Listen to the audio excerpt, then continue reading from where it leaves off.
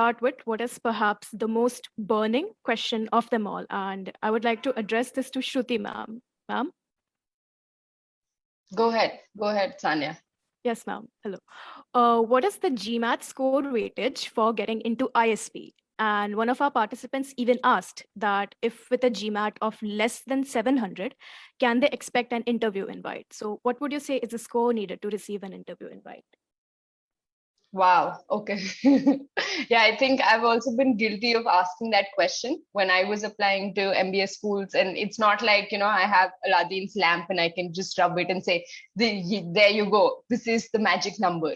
To be honest, I had a GMAT score of less than 700. I graduated from ISB. I made it through. So it's not like, you need to get a 750, 760, and that's when you will get into ISB. The point I'm trying to make is even with the low GMAT score, I was able to make it. And why? That's because of, it's not just your GMAT score, it's one piece of the puzzle. The puzzle has many other pieces, right?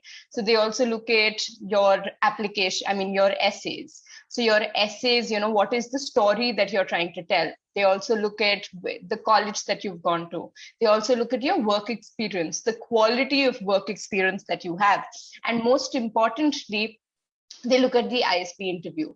So at the end of my interview, I was like, if they don't take me, it's their loss. I really aced that interview. So your interview is so very important. So even though you have like a low GMAT score, you can identify other areas to compensate for that low GMAT score. So say, for example, you've taken a quant course somewhere else, or if you're doing, external coursework, or if you're doing extracurricular activities, or you're from a diverse background. So you just need to identify what those pieces of puzzle are in your profile that you can use to offset your GMAT score. So there's no like magic number. I know so many people who've got a 750 and, you'd be like, oh, wow, it's like open and shut. You will definitely get into ISB. And they've not, because the other pieces of their puzzle weren't able to match up and weren't able to tell ISB that, they're a diverse candidate. They will bring that extra factor or that X factor to the class. So yeah, there is, to be honest, there is no magic number. Look at your score. If you've got a low score, don't be disheartened. Just work on the other components, things which are in your hand. Your extracurriculars may be in your hand. Your interview may be, interview obviously after you get an admit. Your applications are in your hand. How you're writing, crafting, telling that story, that's in your hand. So whatever is in your hand, work on that and make sure that that is foolproof, that is rock solid. I hope that, helps people. And like I said, I got a score below 700 and I graduated from ISB. Yeah, Shruti, just to add, just to quantify whatever you said, like so that people don't think that you are just an odd one out. Right? People would think that Shruti is probably an odd one out. Why she probably have gotten, but not all of us are like Shruti. Just to give some quantification. So I have been working at CrackAdmission for almost 5 years now, since 2016 or like late half 2015, officially from 2016.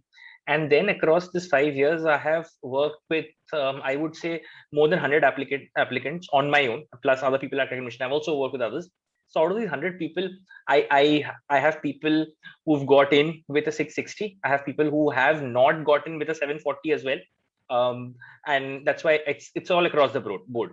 Yes, of course, if you have a higher GMAT score, it gives an indication to the admission committee that academically you are sound. So you'll be able to grasp the rigorous program at ISB. Yes, it is rigorous. 1 year, it is tough, and all of us have gone through this.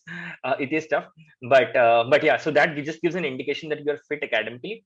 But yes, you are not. It's not an academic fit. It's a cultural fit. It's everything else fit as well, which they look at.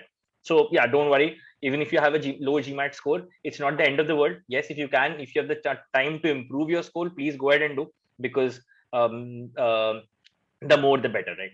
Yeah. So okay, so there's definitely hope for people who have a low GMAT score, because this was one of the questions we got the most out of all the responses. I have a score of this, some had a score of 680, 690. Can I get into ISB? Can I make it into ISB? So there's definitely hope. Yeah. Why not hope? I mean, so you should be, unless you apply, you'll never know, right? That's Because true. nobody will come to you and tell you that, yeah, this is your right score, you get in. I mean, unless you apply, you will never know. But yes, you don't have to worry about your score. But yes, the bottom line is, if you get a chance to improve your score, why not? And that's for everything.